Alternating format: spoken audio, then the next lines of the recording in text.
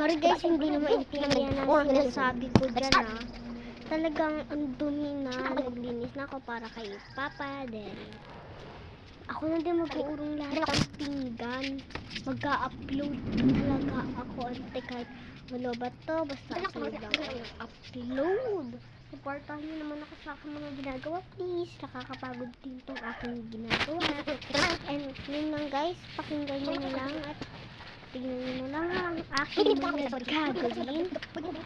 Sorry kung natagalan, napagod kasi ako pinapass forward ko lang talaga yan para mabilis. Akala nyo mabilis, pero matagal lang talaga ang aking ginagawa.